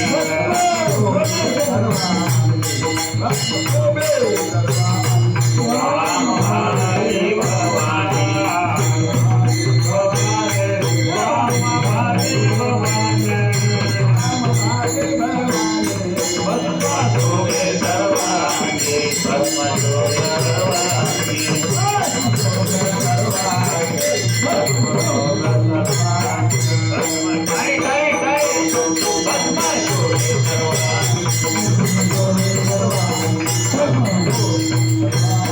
शोभे पन्नांग भूषण,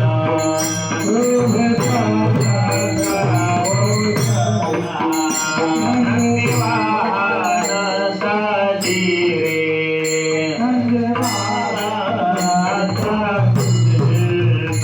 संगे तापसाचे भार, संगे तापसाचे भार. रमावर वीरंची, रमावर वीरंची. छत्र चामरे उभवीती, छत्र चामरे इति गाती बडीवार,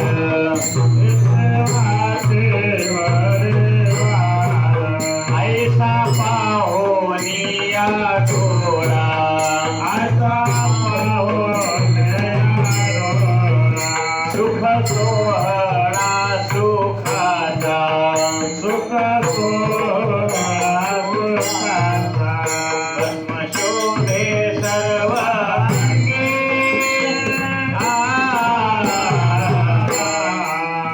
वामभागी भवानी. भस्म शोभे सर्वांगी, शोभे सर्वांगी. भस्म शोभे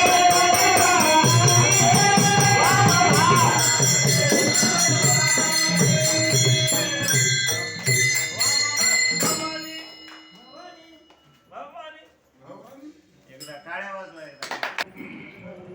कैलास राणा शिवचंद्र मोळी, फणविंद्र माथा मुकुटी झळाळी. कारुण्य सिंधू भव दुःखारी, तुझ वीण शंभो मद कोण तारी. कुंडली गौरधारी घ्या, घ्या नाही आताच नाही, मी घ्याच म्हणालो. मला वाटलं पंगतच बसली काही.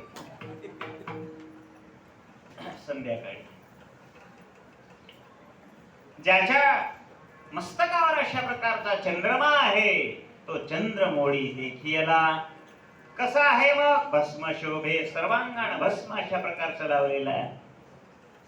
वामभागी भवानी, डाव्या बाजूला भवानी अशा प्रकारची बसलेली आहे, शक्ती बसलेली आहे. तो भगवान शिव स्वरूपाचं वर्णन करावं. शोभे पन्नंग भूषण नंदी वाहन साजिरे. नंदीचं वाहन भगवान शिवाचं वाहन असणारा हा नंदीराज आहे. नंदी वाहन साजिरे संगे तापसाचे भार रमावर विरंची. संगे तापसाचे भार रमावर विरंची. ऐसा पाहोनिया डोळा छत्र चामरे उभविती. छत्र धरलेला आहे भगवान शिवाच्या डोक्यावर. गीती गाती बडीवार सगळे गायन करायला लागले. हर हर महादेव भगवान शंकर. शिव शिव शिव हर हर महादेव सगळे गुणगान करायला लागलेले आहे. ऐसा पाहोनिया डोळा. हे सगळं पाहिल्यानंतर चंचुलेला मोठा आनंद झाला. पाहाय सुख सोहळा सुखाचा आनंद वाटायला लागलेला आहे. आणि असं हे कैलासाचं स्वरूप पाहून मन्मथ माऊलींनी काय घातलं? मन्मथ घाली लोटांगण. मन्मथ घाली लोटांगण. मन्मथ घाली लोटांगण. मन्मथ घाली लोटांगण. मन्मथ घाली लोटांगण. मन्मथ घाली लोटांगण. मन्मथ घाली लोटांगण. जय हो.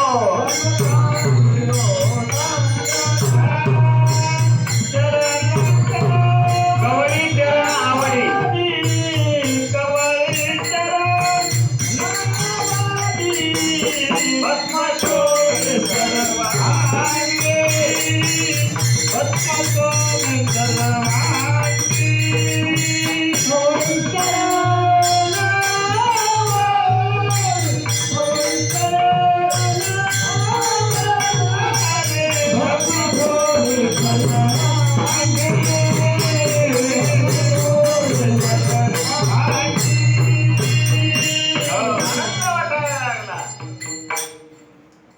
मन्मथ घाली लोटांगण. अशा स्वरूपावर लोटांगण घालावं. कोण कोण दर्शनाला गेल्यानंतर त्या रावळामध्ये देवाच्या रावळामध्ये लोटांगण कोणतरी घातले की नाही? असं विसरते. दर्शन घेतल्यानंतर रावळात जागा आहे बघ त्या ठिकाणी लोटांगण घालावं. बस अन्नपूर्णा मंदिराकडे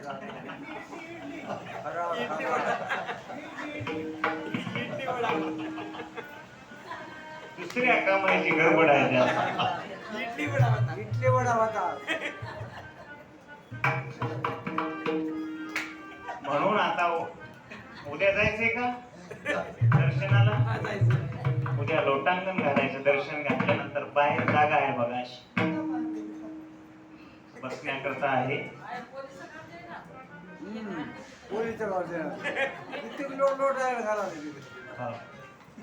लोटांगण घालावं. संतांच्या शरणावर भगवंताच्या शरणावर लोटांगण अशा प्रकारचं घालावं. कवळी चरणावडी. मन्मथ घाली लोटांगण. कवळी चरणावडी. त्या चरणाचा महिमा आहे अशा प्रकारचा. असो चंचुलीने हे सगळं काय केलं? तिथं पाहायला लागली. कुठं?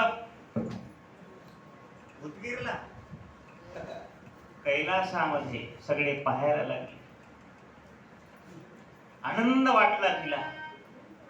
पापिणी मी किती जीवनामध्ये पाप केलं.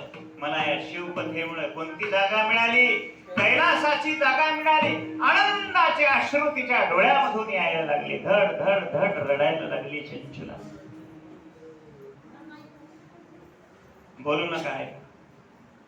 आपल्या आराध्य दैवताचं अर्थात भगवान शंकराचं दर्शन तिला लाभलं. परम उज्ज्वल दिव्य स्वरूप तिनं पाहिलं आणि चंचुलाला खूप प्रसन्न वाटलं. महाराज आनंद वाटला. वारंवार वारंवार चरणावर नतमस्तक व्हायला लागली देवाच्या. किती आनंद वाटला असेल. आपल्यालाही तसा वाटायला आनंद वाटतो. वारंवार चरणावर नतमस्तक भाव,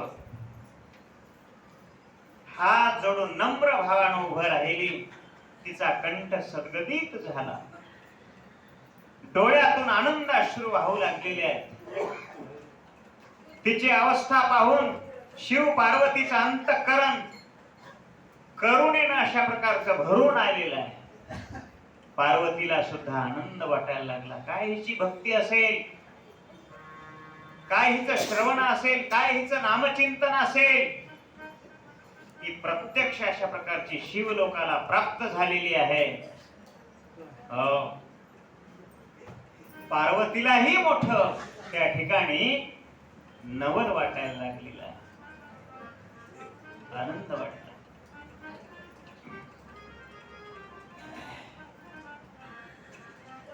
आणि पार्वती माता विचारायला लागलेली आहे. तिची अवस्था पाहून शिव पार्वतीचं अंतःकरण करुणेनं भरून आलं. अगं चंचुले, ये इकडं. कोण घेतलं जवळ? कोण घेतलं चंचुलेला जवळ?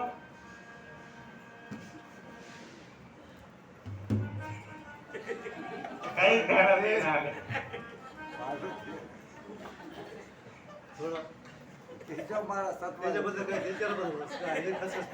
काय झाली की मन भरून हसायला, खळखळून हसायला.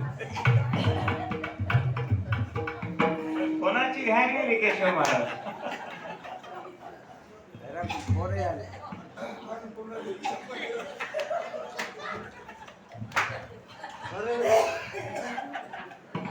ओम नमः शिवाय बोला. ओम नमः शिवाय. ओम नमः शिवाय.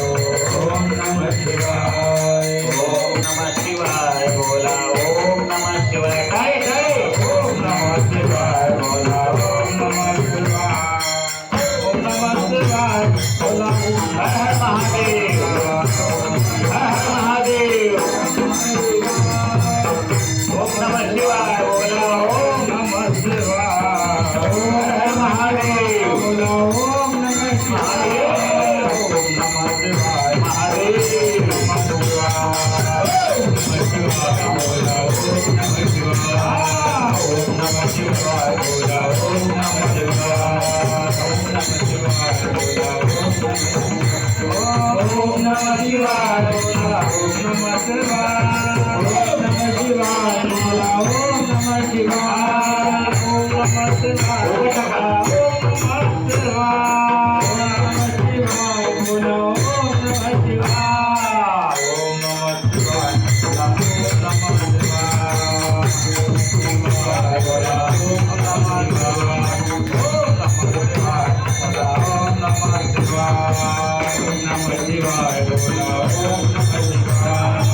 ओम नमः शिवाय बोला. ओम नमः शिवाय. ओम नमः शिवाय बोला. ओम नमः शिवाय. ओम नमः शिवाय बोला. ओम नमः शिवाय. ओम नमः शिवाय बोला. ओम नमः शिवाय. शंकर हर जय शिव शंकर हर.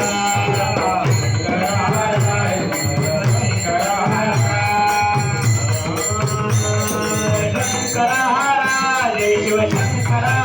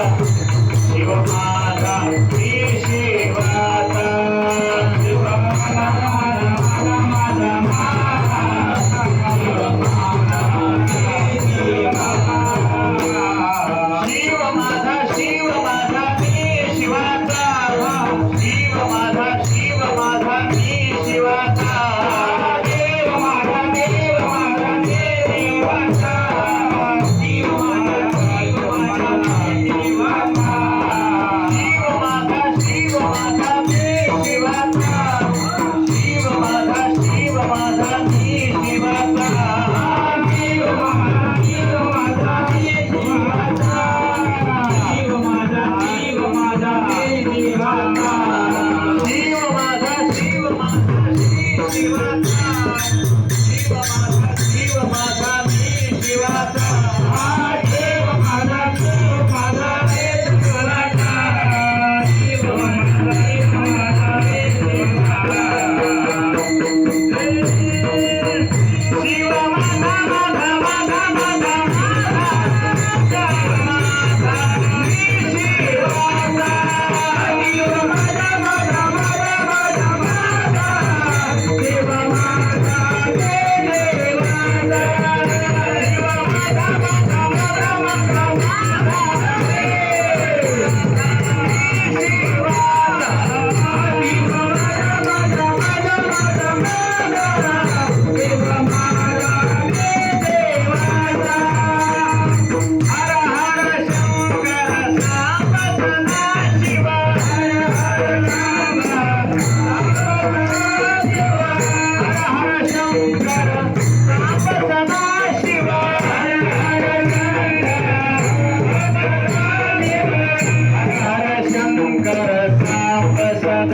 शिव हर हर शंकर सदा शिव हर हर शंकर सांब सदा शिव हर हर शंकर सांब सदा शिव हर हर शंकर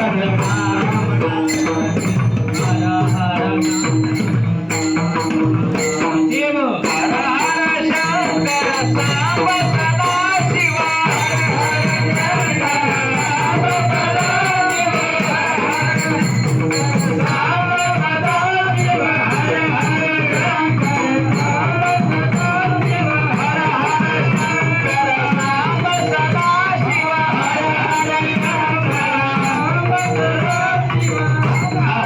एक घोडी खेळा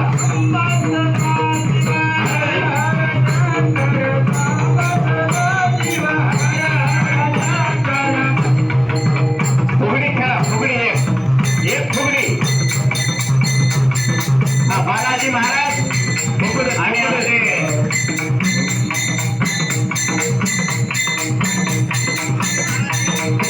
केशव महाराज वा वा वा हो बाय हो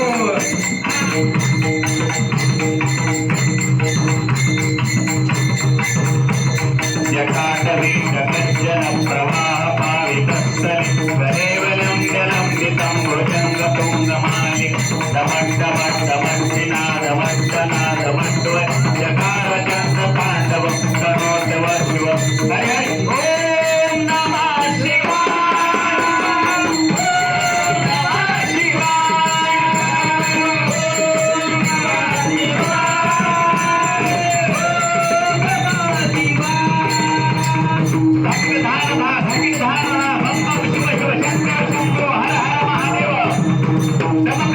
धा धा धा धा धा धा धा धा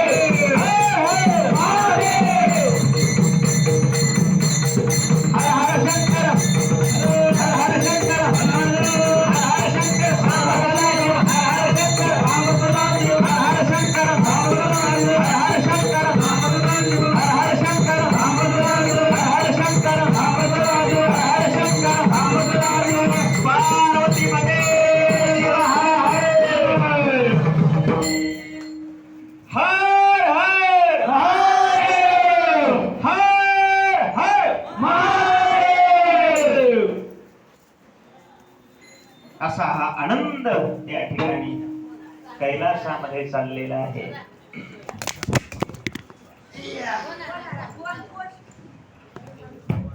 आणि असा हा आनंद चालत असताना शिव पार्वतीचं अंतःकरण भरून आलेलं आहे, करुणेनं भरून आलं आणि डोळ्यातून आनंदाच्या अश्रू धारा वाहायला लागल्या. चंचुला पार्वतीची सखी होऊन परममंगल शिवलोकी त्या ठिकाणी राहायला लागली. चंचुलीला सखीचं स्थान दिलं पार्वती, म्हणजे आपली जवळची असणारी सखी, तिचं स्थान पार्वती मातेने तिला दिलेलं आहे. अतिशय आनंद झाला आणि बोलत बोलत बोलत